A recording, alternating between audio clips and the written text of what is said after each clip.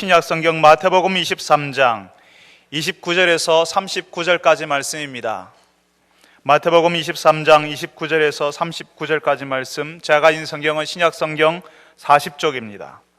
신약 성경 40쪽, 마태복음 23장 29절에서 39절까지 말씀, 마태복음 23장 29절에서 39절까지 말씀을 저하고 함께 교독하겠습니다. 제가 먼저 29절을 읽습니다. 화 있을진저 외식하는 서기관들과 바리새인들이여, 너희는 선지자들의 무덤을 만들고 의인들의 비석을 꾸미며 이르되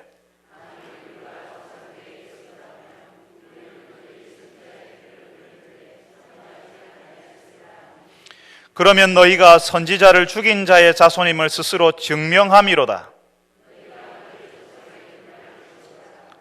뱀들아, 독사의 새끼들아, 너희가 어떻게 지옥의 판결을 피하겠느냐?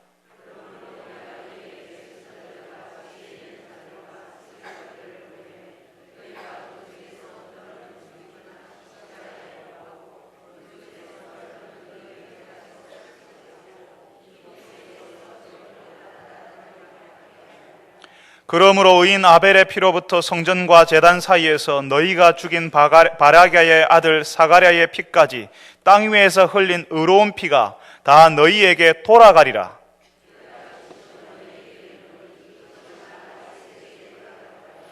예루살렘아, 예루살렘아, 선지자들을 죽이고 내게 파송된 자들을 돌로 치는 자여, 암탉이 그 새끼를 날개 아래에 모음같이 내가 내 자녀를 모으려 한 일이 몇 번이더냐?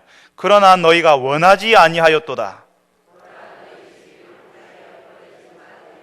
같이 읽습니다. 내가 너희에게 이르노니 이제부터 너희는 찬송하리로다. 주의 이름으로 오시는 이여 할 때까지 나를 보지 못하리라 하시니라. 아멘. 할렐루야. 찬양대에서 하나님께 찬양을 올려드리겠습니다.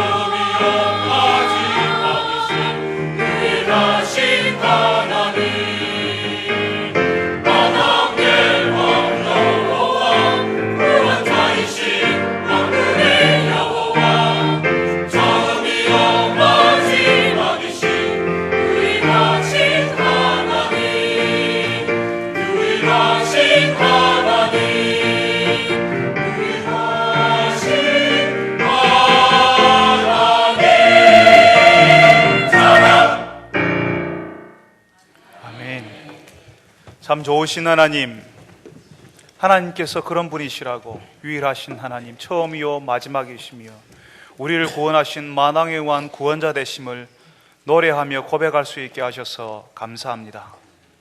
그 주님 앞에 저희들이 예배하며 이제 그 주의 말씀을 듣고자 합니다. 주님, 우리의 귀를 열어서, 우리의 마음을 열어서 주께서 하시는 말씀을 들을 수 있게 하여 주옵소서. 예수님의 이름으로 기도합니다. 아멘. 여러분, 요즘 세월호가 침몰해서 그 침몰을 바라보면서 많은 사람들이 그런 이야기를 합니다. 한국이라는 나라가 침몰하고 있다. 총체적인 부실이다. 어디서부터 손을 대야 될지 모르겠다고 하십니다. 어디 하나 문제 없는 곳이 없고 제대로 돌아가는 것이 없어 보이는 답답하고 암울한 상황을 우리가 지금 목격하고 있습니다. 오늘 우리가 읽었던 말씀에도 사실은 그런 비슷한 형편이 나오고 있습니다. 예수님 당시에 서기관들과 바리새인들, 예루살렘이라고 하는 도시가 총체적인 부실에 있었고 도저히 어떻게 할 수 없는 상황 가운데 있었다는 겁니다. 그래서 예수님께서 그 예루살렘에 있는 지도자들에게, 서기관들과 바리새인들, 그리고 예루살렘 도시를 향하여서 이렇게 이야기하십니다. 화 있을진저 외식하는 자들아, 화 있을진저. 이렇게 예수님께서 7번을 이야기하십니다. 화 있을진저라고 하는 말, 화가 있을 것이라는 말은 하나님의 진노가 쏟아질 것이라는 말입니다. 우리는 그 6번째까지의 화 있을진저에 대해서 한 달 전에 살펴보았고요. 이제 그 마지막 남은 7번째 화에 대해서 살펴볼 것입니다. 예수님께서 무슨 이유로 이 사람들을 향하여서 화 있을진저라고 말씀하십니까?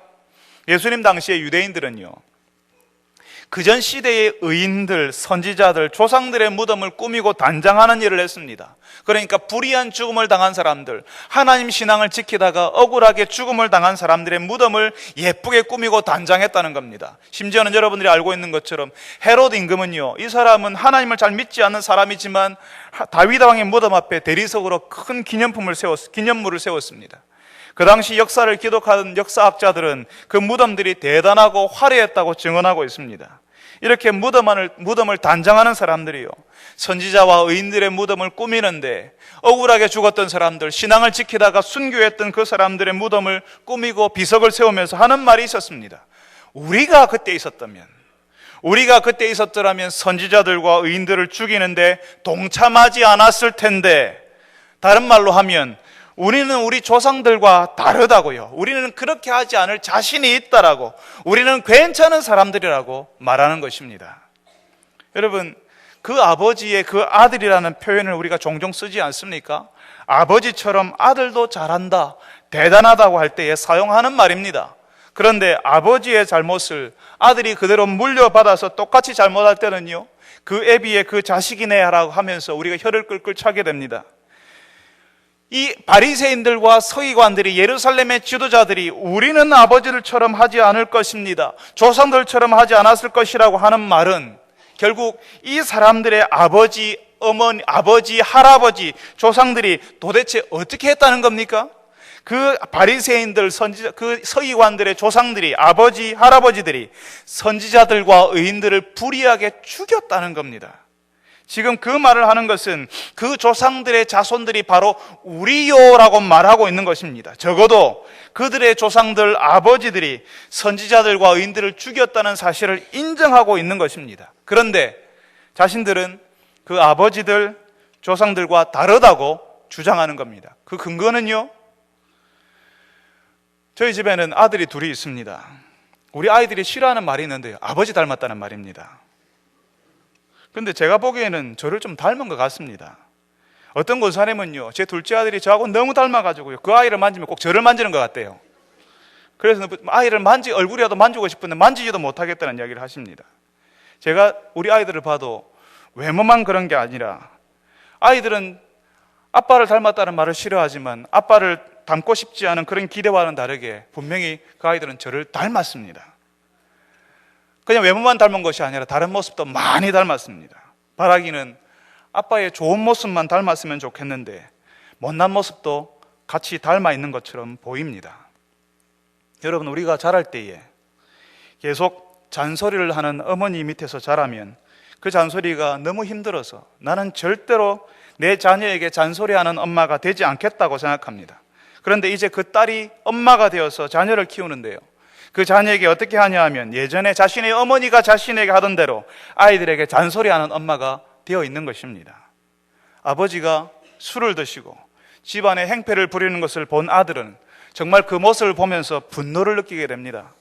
가정을 돌아보지 않는 아버지, 술 먹고 행패를 부리는 그 아버지가 부끄럽고 화가 나는 겁니다. 그런데 참 불행한 것은 그런 아버지가 너무도 싫거든요. 그런데 시간이 흘러서 그 아들도 그 아버지가 하던 대로 술 마시고 행패를 부리는 아버지가 되어 있는 것입니다.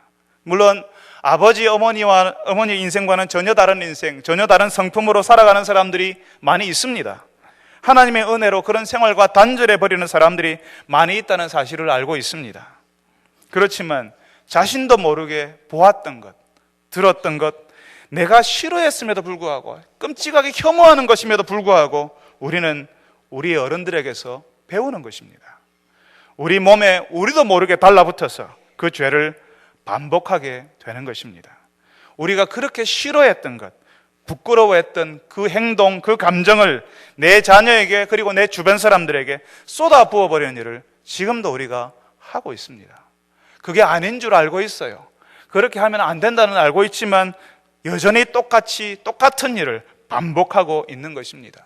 사랑하는 성도 여러분, 우리는 우리의 조상들, 아버지, 어머니들에게서 배우지 말아야 할 것까지 배울 때도 있습니다. 의식적으로 배우지 않았지만 나도 모르게 이전 우리 선대들이 했던 죄를 반복해서 저지르는 경우들이 많이 있습니다. 우리가 기도해야 합니다. 우리 대에서 이런 죄악이 끊어지게 되고 반복되지 않게 해달라고 기도해야 되는 것입니다. 의식적으로 발견하고 끊어버리지 않으면 우리는 우리도 모르게 이전의 죄를 반복하고 아버지와 어머니의 악함을 내 자녀들에게 물려주는 일을 반복하게 되는 것입니다. 사랑하는 성도 여러분들이 이 사실을 알고 여러분의 자녀들에게, 우리의 자녀들에게 하나님의 은혜와 사랑을 흘려보내는 부모들이 되시기를 바랍니다. 우리의 악함과 죄가 자녀들에게 반복되지 않도록 그렇게 내 죄가, 우리 부모들의 죄가 내 자녀들에게 반복되지 않게 해달라고 기도하시는 여러분 되시기를 바랍니다. 하나님의 은혜와 능력으로 이전 생활, 이전 습관에서 끊어지는 것을 경험하시기를 바랍니다. 예수님께서는 예루살렘의 서기관들과 바리새인들이 자신들은 아니라고 하지만 이전에 조상들이 하던 죄를 반복하고 있고 또 반복할 것이라고 말씀하십니다. 그래서 여기서 예수님께서 무서운 말씀을 하시죠. 너희가 너희 조상들의 분량을 채우라. 뱀들아, 독사의 새끼들아, 너희가 어떻게 지옥의 판결을 피하겠느냐. 여기서 예수님이 말씀하시는 것은 너희들이 아니라고 하지만, 우리는 다르다고 하지만 사실은 너희들도 너희 조상들, 아비들과 다를 바가 없다고요. 독사의 자식들이라고요. 이 사람들이 예수님을 거절할 뿐만 아니라 예수님을 십자가에 죽게 하거든요. 바로 그 사실, 예수님을 거절하고 예수님을 십자가에 죽게 하시는 그 사실이, 바로 이 사실이 이들이 자신의 조상들과 같은 일을 하는 사람들, 자신들의 아비가 했던 것과 같은 그런 짓을 저지르는 사람들이라는 사실을 증명한다는 것입니다. 그래서 너희 조상의 분량을 채우라라고 말씀하십니다.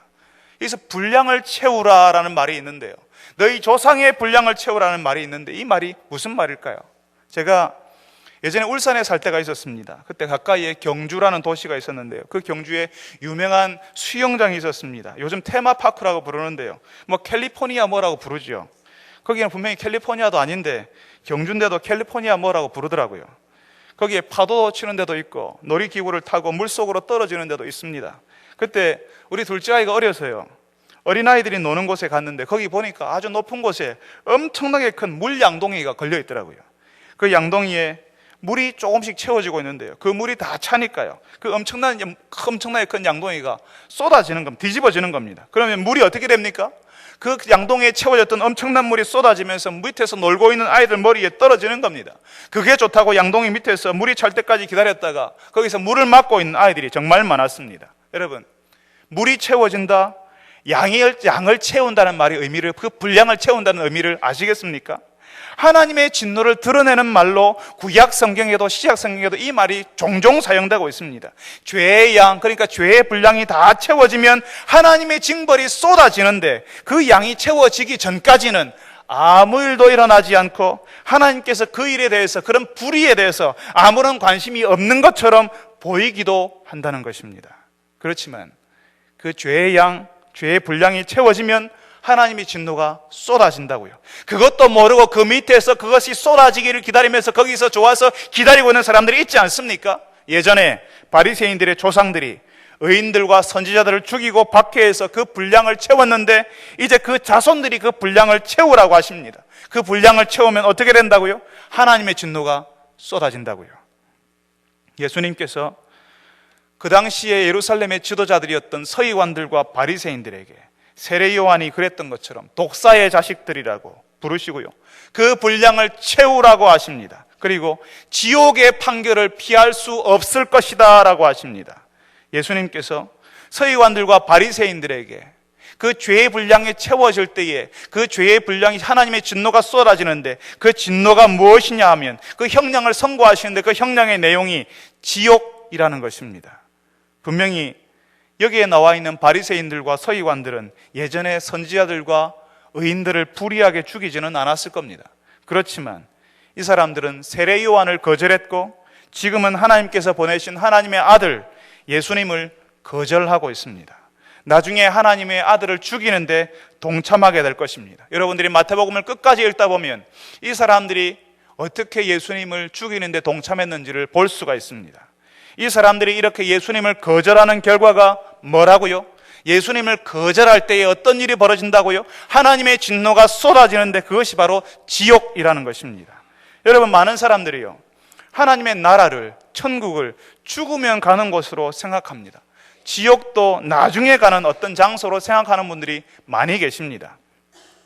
우리가 예수님을 믿으면, 우리가 예수를 믿고 의지하게 되면 지금 여기서 앞으로 우리가 죽으면 하나님의 나라를 가는 것이 아니라 바로 지금 여기서 하나님의 나라를 경험할 수가 있습니다. 지금 여기서 하나님의 나라와 앞으로 우리가 들어가게 될 하나님의 나라가 연결이 되어 있는 것입니다. 바로 여기서 하나님의 나라를 경험합니다. 하나님 나라 백성으로 하나님 나라의 은혜와 사랑 가운데 살아갈 수가 있게 되는 겁니다. 그런데 이 땅에서 경험하는 하나님의 나라는 부분적이고 완전한 것이 아닙니다. 나중에 그 하나님의 나라를 완전히 경험하게 될 것입니다. 마찬가지로 지옥 역시 지금 여기서 경험할 수 있는 현실이기도 한 것입니다. 예수 그리스도가 우리의 주인이 아닐 때에, 예수님을 통해서 하나님의 은혜를 누리지 못할 때에 지금 우리가 살고 있는 현실이 지옥일 수도 있습니다. 우리가 이 땅에서 지옥을 보게 되고 지옥을 경험하는 겁니다. 하나님과 떨어져 있으므로 극심한 외로움과 두려움, 사람들과 함께 있어도 행복하지 않은 것을 우리가 경험합니다. 분명히 한 집에 살지만 말 한마디 하지 않고 지내는 것을 우리가 경험하지 않습니까? 한 집에 살지만 서로 좋아서 결혼했고 서로 좋아서 같이 살고 있지만 마치 죽일 듯이 싸우며 죽일 듯이 바라보는 그 눈빛을 우리가 경험하지 않습니까? 바로 그 상태가 우리가 경험하는 지옥의 일부라는 것입니다. 사람들과 함께 있어도 행복하지 않고 오히려 서로를 이겨야 하지만 경쟁과 비교에서 오는 스트레스를 받으면서 우리가 삽니다. 지지 않고 압도해야 하지만 살아남을 수 있다고 힘들게 그렇게 살고 있지요. 함께 있는 것이 도움이 되지 않고 함께 있는 것이 행복한 것이 아니라 함께 있는 것이 오히려 불편하고 어색한 이 상황이 사실은 지옥의 부분적인 경험일 수 있습니다. 이 땅 위에서 재난을 만나고 전쟁을 만날 때에도 우리는 그런 지옥을 경험하는 것입니다. 우리가 세월호 참사를 보지 않았습니까? 그 참사에서 그 세월호에 자신의 자식들을 남겨둔, 아직도 차가운 물속에 자신의 아이들을 남겨둔 그 부모의 심정이 바로 그런 심정 아니겠습니까? 죽이고 죽는 현장에서, 죽도록 내버려두는 현장에서 우리는 지옥을 만나는 것입니다. 우리가 여기서 만나는 그 지옥이 끔찍하면 끔찍할수록 나중에 만나게 될 지옥이 얼마나 끔찍할 것인지 짐작하게 되는 것입니다. 여러분, 지옥에 가보았다는 사람들이 종종 있지 않습니까? 실제로 죽었는데 죽어서 그 지옥을 눈으로 보고 다시 살아서 돌아왔다고 주장하는 사람들이 있습니다. 그러면서 그 지옥이 얼마나 끔찍한지 설명하려고 이렇게 노력하는, 시도하는 사람들을 우리가 종종 봅니다. 여러분, 그거 믿지 마십시오. 우리는 하나님의 진노가 얼마나 끔찍한지 말로 표현할 수가 없습니다.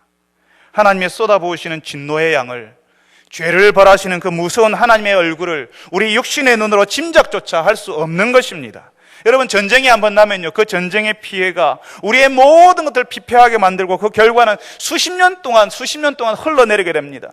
우리나라가 6.25를 경험하고 바로 여기에는 베트남전에 참전했던 참전용사들도 여기에 있는 줄 압니다. 6.25 전쟁에 참전했던 참전용사들도 우리 교회 어른들 가운데 계십니다. 그 전쟁이요, 그때 6.25에 1953년에 끝나고 난 다음에 60년 이상이 지났지만 아직도 그 결과가 우리 가운데 계속 남아있는 것입니다. 그리고 그 후대까지 힘들게 합니다. 전쟁 한 번에, 재난 한 번에 정신적으로, 육체적으로, 사회적으로 재정적인 피해와 그 고통을 일일이 열거할 수가 없는데, 전쟁 한 번도, 재난 한 번도 그 엄청난 고통을 몰고 오는데 하나님의 진노를 이해할 수 있고 표현할 수 있다고요? 말도 안 되는 이야기입니다. 보통 사람들이 표현하고 싶어하는 지옥은 불교에서 말하는 지옥일 가능성이 높습니다.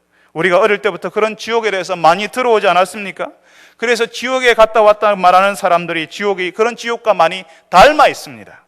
하나님께서 우리에게 가르쳐 주시는 지옥은 하나님과 떨어져 있는 것, 그래서 그 떨어져 있는 그것 때문에 일어나는 모든 것이 사실은 지옥의 경험이라는 것입니다. 예수님을 알지 못하고 예수님을 거절했기 때문에 하나님이 주시는 은혜를 누리지 못합니다. 그래서 하나님의 나라도 모르고 하나님의 은혜 같은 것도 모릅니다. 그저 손에 쥐어지는 돈 몇 푼, 이 땅에서 경험할 수 있는 화려한 불빛이 다인 것처럼 알고 살아가는 그것이 사실은 지옥이라고요. 그 인생 가운데 경험하는 고통들이 벌써 지옥의 경험이라는 것입니다. 그 지옥에서 벗어나도록 부르시는 하나님의 부르심을 끊임없이 거절하였을 때에 정말 영원한 하나님의 진노 가운데 들어가게 될 것입니다. 사랑하는 성도 여러분, 여러분들은 하나님의 부르심을 받아들이고 예수 그리스도를 주로 모신 분들이십니다. 그래서 지옥의 심판이 사라지고 영원한 하나님의 나라가 보장되어 있습니다. 우리가 모시는 예수님 때문에 하나님의 나라가 바로 이 땅 위에서 시작된 것을 여러분들이 경험하시는 분들이십니다. 사랑하는 성도 여러분들이 이 땅 위에서 여러분이 경험하는 것들이 지옥이 아니라 하나님의 백성으로 하나님께서 주시는 소망과 능력과 은혜를 누리며 사시는 분들이 되시기를 바랍니다. 그래서 여러분 때문에 이 땅의 사람들이 하나님의 부르심을 깨닫는 것, 하나님이 우리를 부르시고 계신다, 저 사람들처럼 같은 믿음을 가지게 되면 내가 이 생활을 끝을 내고 저 사람들과 같은 생활을 할 수 있겠구나라는 그런 마음을 가지게 되는 일들이 우리 가운데, 여러분 가운데 일어나기를 간절히 바랍니다. 예수님께서는 지옥 판결을 기다리고 있는 사람들에게, 지옥 판결이 기다리고 있는 사람들에게 계속 예수님의 사람들을 보내신다고 말씀하십니다. 하나님이 주시는 소망, 하나님이 주시는 그 능력, 은혜를 알지 못하는 사람들이 안타까워서요, 사람들을 보내시는 겁니다. 그런데 그렇게 예수님이 보내신 사람들이 어떻게 된다고요? 오늘 우리가 읽었던 말씀 34절에는요, 그 사람들이 핍박을 받고 죽을 것이라고요. 핍박을 하는 사람들이 동네마다 찾아다니면서 힘들게 할 것이라고 그렇게 말씀하십니다. 실제로 그 당시에 예수님을 따랐던 사람들은 그런 핍박과 죽음을 당했습니다. 재산을 빼앗기고 동네에서 쫓겨나고, 여러분들이 익히 알고 있는 것처럼 로마의 검투장에서 사자의 밥이 되기도 했습니다. 그때뿐만 아니라요, 시대마다 예수를 믿는다는 이유 때문에 예수님이 당하셨던 그 수모와 위협과 죽음을 당한 사람들이 있었습니다. 지금도 멀지 않은 곳에 북한 땅에서는 예수를 믿으면 강제 수용소에 보내지거나 사형에 처하는 처벌을 받습니다. 지금도 이 땅 위에서, 우리 지구 위에서, 우리가 사는 이 땅 위에서 벌어지고 있는 현실이라는 것입니다. 그렇지만 많은 경우에 노골적인 박해, 노골적인 위협, 그것보다는 은근한 박해, 은근한 사회 분위기가 예수 신앙을 우습게 여기는 쪽으로 흘러가고 있습니다. 그래서 예수를 믿는다고 하면, 예수를 믿는다고 말하는 것이 난처하고, 예수를 믿는다고 말하면 부끄러워지고 정상이 아닌 것 같은 그런 어떤 기류를, 어떤 분위기를 형성하고 있는 것입니다. 지금 우리 사회에서 일어나고 있는 반기독교, 반교회 정서를 볼 때에 우리는 예수님 당시에 예수님의 제자들, 예수님을 따르는 사람들이 어떤 대우를 받았는지를 조금 짐작할 수 있습니다. 얼마 전에 이집트 타바에서 여행을 갔던 분들에게 폭탄 테러가 일어나지 않았습니까? 한 교회 성도들이 같은 버스를 타고 있었는데요, 거기에 폭탄이 터져서 많은 사람들이 죽거나 다쳤습니다. 그냥 관광하러 갔던 사람들이었습니다. 그런데 그 사람들을 향하여서 교회를 싫어하는 사람들, 교회 바깥에 있는 사람들이 어떤 반응을 보였죠? 잘 죽었다고요. 가고 싶어하는 천국이었으니까, 천국 갔으니까 잘 된 건 아니었냐라고 하는 그런 조롱이 일어났습니다. 예수님이 보내시는 사람들이 그 당시에 그런 대우를 받았고 지금도 그런 대우들을 받고 있습니다. 여러분, 예수님이 보내시는 사람들이 그런 대우를 받을 때에, 불의하게 생명을 잃는 일이 벌어질 때에 하나님께서는 그러면 뭘 하십니까? 하나님께서 주의 백성들이 이 땅에서 그런 대우를 받고 있는 건 모르십니까? 하나님께서 막아주시면 안 됩니까? 하나님께서 그런 일이 일어나지 않도록 좀 도와주시면 안 됩니까? 하나님께서 이 땅에서 이런 대우를 받고 있는 것을 하나님께서는 정말 모르고 계시는 겁니까? 오늘 우리가 읽었던 말씀에서는 하나님이 그 사실을 다 알고 계신다고 합니다. 하나님께서 일일이 기억하고 계시고요, 손가락으로 세고 계신다고요. 오늘 우리가 읽었던 말씀 35절에는 의인 아벨의 피부터 성전과 제단 사이에서 불의하게 죽었던 사가랴의 피까지 다 알고 세고 계신다고 말씀하십니다. 신앙을 지키다가 불의하게 죽음을 당하는 사람들 하나님께서 다 알고 계신다고요. 하나님께서는 어떤 사람들에겐 그 죽음을 피할 길을 주시지만 어떤 사람들에겐 그 죽음 가운데 그냥 불의한 죽음을 맞도록 그냥 허락하십니다. 그냥 침묵하고 계십니다. 하나님께서 왜 개입하지 않으시는지, 왜 그런 죽음을 막지 않으시는지, 정말 그런 일들을 볼 때마다 속상한 마음이 있는데 하나님이 그렇게 하시는 것을 목사인 저는 잘 모릅니다. 우리는 하나님께서 왜 그렇게 하시는지 우리가 지금은 다 알 수가 없습니다. 마치 예수님께서 십자가에 죽으시도록 하나님이 내버려 두시잖아요. 하나님의 아들이 하늘의 군대와 같은 천사들의 군대를 동원할 수 있는 예수님께서 십자가에 무력하게 십자가에서 죽으시잖아요.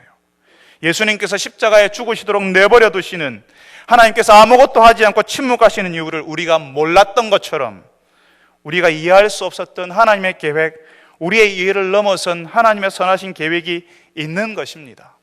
신앙을 지키다가 불의한 죽음을 당하는 사람들, 의인들, 우리가 알고 있는 그 아까운 사람들 역시 우리가 지금은 모르는 하나님의 선하신 뜻 가운데 있다고 우리가 받아들여야 하는 것입니다.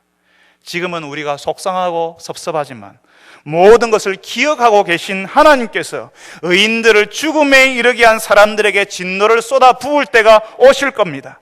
그런 불의를 저지른 사람들의 죄가 다 찰 때까지, 그 죄가 다 찰 때에, 그 죄의 분량이 다 찰 때에 그 진노가 쏟아 부어지게 될 것입니다.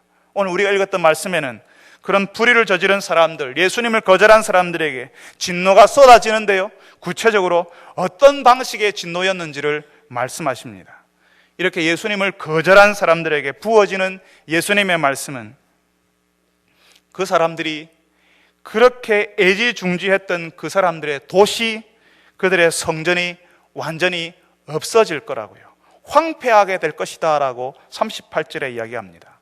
이 사람들이요, 사실 이거 지키려고요 예수님 거절했거든요. 그런데 그 사람들이 그렇게 지키려고 했던 도시, 예루살렘이라고 하는 도시, 그리고 그 성전, 그것이 다 파괴되어 버릴 것이라고 예수님이 말씀하십니다. 예수님을 거절하는 사람들의 특징이 있습니다. 그 특징이 뭐냐면요, 자신이 지키고 싶은 것이 있다는 겁니다. 예수님을 붙잡으면, 예수님을 믿으면 그건 못하게 될까봐, 그건 놓아버리게 될까봐 예수님을 붙잡지 못하는 것입니다. 그래서 예수님을 거절합니다. 그거 지키고 싶어서요 예수님을 거절하는 겁니다. 예수님을 붙잡으면 내가 이때까지 해왔던 건 못하거든요. 예수님을 붙잡으면 내가 이때까지 중요하게 생각하는 것 다 놓아야 되거든요. 그건 못하게 될까봐 예수님을 붙잡지 못하고 예수님을 거절하게 되는 겁니다. 지금 하고 있는 생활이 너무 좋아서, 아니면 너무 익숙해서 예수님을 거절하는 것입니다. 그렇게 거절하는 사람들에게 예수님이 뭐라고 하신다고요? 무너진다고요. 그 사람들이 붙잡고 있었던, 중요하다고 생각했던 그 삶의 기반이 무너질 것이라고, 이 지금 예루살렘에 살고 있는 서기관들과 바리새인들에게 그 예루살렘이라고 하는 그 사람들의 삶의 기반이 되고 있는 도시가 무너지는 것처럼 예수님을 거절하는 사람들에게 다른 것 붙잡고 있는 그것들이 무너지게 될 것이라고 말씀하십니다. 예수님을 붙잡는 대신에 다른 것을 붙잡는 것 다 무너진다고요. 예수님의 마음이 여기에 나타나 있습니다. 나중에 다 무너지는 것을 영원할 것으로 붙잡고 있는 그 사람들, 자신에게 어떤 일이 일어날지 모르고 있잖아요. 그냥 평소처럼 살아가는 그 사람들이 너무 안타까운 것입니다. 여러분, 예수님의 눈에 끝이 보이니까요. 결혼을 했는데 남편이 가정을 돌보지 않고 술 마시고 친구 따라 도박하러 다니면 그 가정이 온전할 수 있습니까? 그 가정에서 자라는 자녀들이 온전할 수 없다는 사실을 우리가 다 아는 이야기 아닙니까? 이미 인생을 어느 정도 사신 분들이 그런 가정을 볼 때 끝이 보이는 겁니다. 그렇게 가정을 돌보지 않고 술 마시고 방탕하게 살면, 게임에 빠져서 살면 그 끝은 가정이 무너지고 자신의 인생이 무너진다는 사실을 우리가 다 알고 있지 않습니까? 끝이 보이거든요. 그래서 그런 생활을 반복하는 사람들을 만나면 안타까워서 그러지 말라고 하잖아요. 그런데도 그 생활 속에 있는 사람들은 모릅니다. 다른 사람들은 다 죽어도 자신 안 죽을 것 같거든요. 그래도 살 구멍이 있을 거라고 생각하거든요. 이게 참 무서운 게요. 살 구멍이 있다고 생각하는 이유가요, 아직도 나는 직장에 다니고 있고, 아직도 나는 돈을 좀 벌고 있고, 아직도 내 주변에 같이 다니는 친구들이 있고, 아직도 내가 그렇게 생활하는 술집에 같이 다니는 친구들이 있고, 아직도 나는 기댈 데가 있다고 보는 겁니다. 나중에 어떻게 될 거라고 생각하거든요. 그래서 가정이 무너지고 가족이 흩어지고 심지어는 살 소망이 끊어져 버리는 사람들이 우리 주변에 얼마나 많은지 모릅니다. 여러분, 예루살렘에 있던 지도자들이요, 그 백성들이요, 예수님께로 오지 않았던 사람들이요, 예루살렘이라는 그 도시는 안 무너질 줄 알았습니다. 거기서 돈 벌고요, 그 도시에서 돈 벌고, 그 도시에서 노후를 생각하고, 그 도시는 괜찮을 줄 알았습니다. 그리고 헤롯 임금이 수십 년에 걸쳐져 지었던 그 성전, 화려한 건물, 가까이서 가보면 웅장하게 세워져 있는 그 건물은 절대로 무너지지 않을 건물처럼 보이니까요, 그것 붙잡고 있는 것입니다. 수십 년 동안 괜찮은 것이 그것이 무너질 거라고 어떻게 생각하겠습니까? 그렇지만 예수님의 눈에는 예루살렘의 끝이 보이는 것입니다.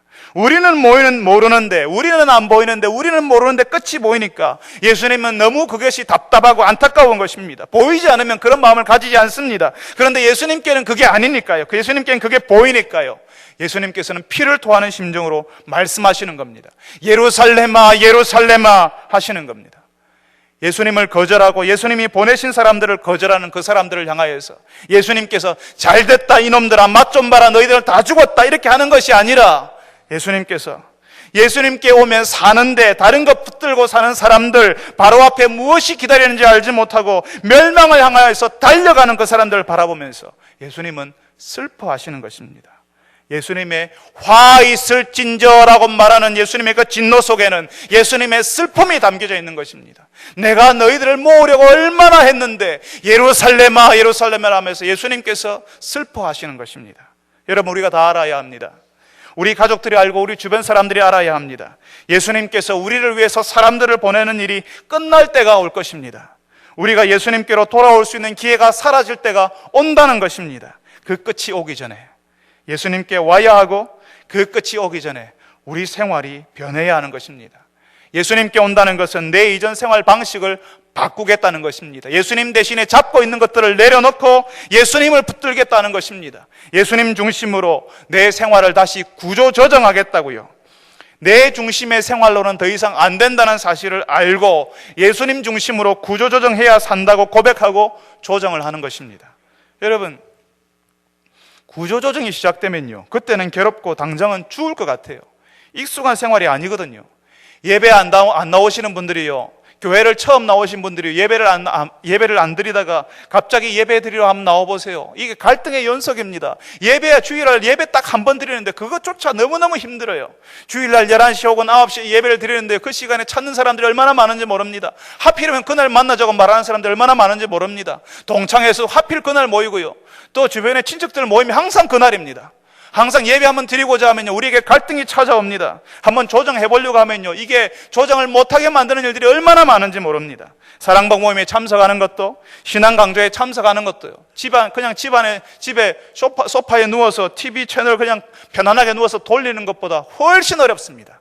그래서 사람들은 하지 않습니다. 결정적으로 주변을 돌아보면요, 예배 드리지 않아도, 신앙 강좌에 나오지 않아도, 사랑방 모임에 나오지 않아도 사람들은 괜찮게 사는 것처럼 보이거든요. 하나님을 믿지 않아도 잘 나가는 사람들이 많이 있는 것처럼 보이거든요. 그래서 꼭 이렇게까지 해야 되나라는 마음이 드는 겁니다. 그래서 내가 하던 대로, 다른 사람들이 살아가는 방식대로 그냥 똑같이 사는 겁니다. 예수 중심의 생활로 구조조정 안 해도 살 수 있다고 그냥 은근히 믿어버리고요, 그냥 그 자리에 그냥 뭉개고 앉아버리는 겁니다. 옛날 생활, 무너질 예루살렘 속에서, 분명히 그 예루살렘이 무너지는데 그 무너질 예루살렘 속에서 살려고 마음먹는 것입니다. 사랑하는 성도 여러분, 예수님의 탄식 소리를 들으시기를 바랍니다. 예루살렘아 예루살렘아 하시면서 탄식하며 슬퍼하면서 부르시는 그 소리, 기마무개야 박아무개야 정아무개야 라고 부르시는 그 예수님의 음성을 들으시기를 바랍니다. 그냥 그 자리에 뭉개고 앉아서 아무런 변화도 원하지 않고 그냥 하나님 없이 사는 익숙한 방식으로, 세상의 방식으로 살아가려고 하는 여러분을 안타깝게 바라보시는 예수님의 눈길을 여러분들이 느끼시기를 바랍니다. 예수님의 눈에는 끝이 보인다고요. 멸망의 끝을 향하여서, 지옥의 판결을 향하여서 달려가고 있는, 지금 여기에서 그렇게 살고 있는 것이 뭔지도 모르며 살아가는 그 사람들의 삶이 예수님의 눈에는 보인다고요. 이렇게 가면 예루살렘이 황폐해지고 그들이 애지중지했던 것들이 다 무너지는 것처럼, 우리가 중요하게 생각하는 것, 우리의 삶의 기반이라고 여기는 것, 우리 손에 쥐고 절대로 놓을 수 없는 것들이 다 사라지고 무너질 때가 오는 것을 예수님은 보고 계시는 것입니다. 여러분, 여러분의 인생을 조정할 수 있게 해달라고 기도하시기 바랍니다. 당장 오늘 여러분이 하나님 앞에서 버려야 할 것을 생각하고 하나씩 버리기를 시작하시기 바랍니다. 그리고 오늘 당장 하나님 앞에서 해야 할 것이 무엇인지 하나씩 시작하시기를 바랍니다. 그래서 여러분들이 예수님을 추구하고 바라기 시작해서 여러분에게 변화가 일어나고 여러분의 끝이 하나님의 은혜와 능력이 되기를 간절히 바랍니다. 이 땅에 살지만 이 땅에 사는 것이 지옥이 아니라 영원한 하나님의 나라를 미리 사시는 여러분 되시기를 바랍니다. 우리 같이 한번 기도합시다. 우리 같이 한번 기도할 때에 예수님 외에 내가 다른 것 붙들고 있었으면, 그게 마치 나의 삶의 기반이 되는 것처럼 그것 의지하고 있었으면 그거 내려놓고 오직 예수님만 붙들게 해달라고 우리 같이 한번 기도합시다. 내가 멸망의 끝을 향해 달려가는 것이 아니라 하나님을 위해 살아가게 해달라고 우리 같이 한번 기도합시다. 특별히 우리 가정이 내가 이전 세대의 죄를 끊어버리고 하나님이 주시는 은혜와 사랑 가운데 살아가는 가정이 되게 해달라고 기도합시다. 우리는 우리도 모르는 사이에 우리 부모의 죄를 그대로 답습하고 반복하기도 합니다. 그리고 나의 못난 모습과 나의 악한 모습을 우리 자녀들에게 스스럼 없이 보여줄 때도 있습니다. 그런 악한 것들과 죄를 끊어버리고 단절하고 하나님이 주시는 은혜와 사랑을 우리 자녀들에게 흘려보내게 해달라고, 내 대에서 끊어버리게 해달라고 우리 같이 한번 기도했으면 좋겠습니다. 우리 다 같이 한번 한 목소리로 기도합시다. 거룩하신 아버지 하나님, 주께서 마태복음 23장에서 주님, 예루살렘이 하나님의 멸망 가운데, 하나님의 진노 가운데 들어갔다는 사실을 모르고 있는 사람들에게 주께서 슬퍼하시면서 진노를 바라시는 것을 우리가 보았습니다. 화 있을진저 화 있을진저 말씀하시는 그 예수님의 음성을 들을 수 있게 하여 주시옵소서. 예수님 아닌 다른 것을 붙들고 살면서 이 땅 위에서 지옥을 경험하고 있음에도 불구하고 그것이 무엇인지 알지 못하고 살아가는 주의 백성들에게 예수님이 오셔서 예수님을 붙들게 되면 하나님의 능력과 은혜와 소망을 가지게 된다는 사실을 알고 그 하나님의 나라와의 은혜의 능력들을 우리가 이 땅 위에서 경험하며 사는 사람들이 되게 하여 주시옵소서. 우리가 그 하나님의 나라를 경험하며 그 하나님의 나라를 전하는 사람들, 예수께서 보내는 사람들이 되게 하여 주시옵소서. 지금도 어려움 가운데 고통 가운데 살아가는 사람들이 있습니다. 죄의 결박에서 헤어나지 못하고 고통하는 사람들에게 주님, 그 지옥의 어려운 부분적인 경험 가운데서 힘들어하는 사람들에게 주님께서 우리를 보내셔서 이 교회를 사용하여 주셔서 하나님의 나라가 이미 이 땅 가운데 왔다는 사실을 전하는 저희들이 되게 하여 주시옵소서. 주님께서 오늘도 우리에게 말씀하시는 것을 인하여서 저희들이 우리가 이전에 붙들었던 예수님 말고 다른 것들 붙들은 것들 놓아버리는 저희들이 되게 하여 주옵소서. 거룩하신 아버지 하나님, 저희들이 마태복음 23장은 참 들여다보기 싫었던, 귀를 기울이기 싫었던 말씀이었습니다. 우리를 지적하고 우리를 괴롭게 하고 우리가 듣고 싶지 않은 불편한 것들을 말하는 말씀이었기 때문에 그렇습니다. 외식하고 있는 교만한, 다른 사람과 비교하면서 나는 조금 더 우월하다고 말하고 싶어하는 우리의 잘못을 지적하는 말씀이었기 때문에 그렇습니다. 주님, 이제 이 말씀 앞에서 우리가 진실하게 서기를 원합니다. 주님, 우리도 모르게 배웠던 우리 아버지와 어머니의 죄를 우리 대해서 끊어버리게 하시고 우리 조상들이 반복하여서 지었던 그 죄를 우리가 이제 단절해 버릴 수 있게 하여 주옵소서. 그래서 우리의 자녀들에게 하나님의 은혜와 능력을 전하는 부모들 되게 하여 주시옵소서. 주님, 더욱 구하 없는 것은 이 땅을 살면서 하나님의 나라를 경험하며 살기를 원합니다. 그리하여서 나중에는 종국에는 완전한 하나님의 나라를 경험하며 기뻐하는 저희들이 되게 하여 주시옵소서. 예수를 붙들지 않을 때는, 예수님을 믿고 의지하지 않을 때는 이 땅 위에서 결코 하나님의 나라를 경험할 수 없고, 오히려 이 땅 위에 살지만 지옥의 경험들을 하게 된다는 사실을 우리가 기억할 수 있게 하여 주시옵소서. 끝까지 예수 그리스도를 거절하게 될 때 우리에게 남은 판결은 지옥이라는 사실을 우리가 받아들일 수 있게 하여 주시옵소서. 그리하여서 주님, 저희들이 예수님을 믿고 의지함으로 이 땅이 지옥이 아니라 영원하신 하나님의 나라를 미리 사는 사람들이 되게 하여 주시옵소서. 예수님 외에 붙들었던 다른 것들 다 내려놓게 하시고, 우리의 삶의 기반이라고 믿었던 것들, 우리가 쥐고 놓지 않았던 것, 예수님을 붙들 시간이 없었던 그것들 우리가 내려놓고 예수님 붙들 수 있는 저희들이 되게 하여 주옵소서. 예수님의 이름으로 기도합니다. 아멘.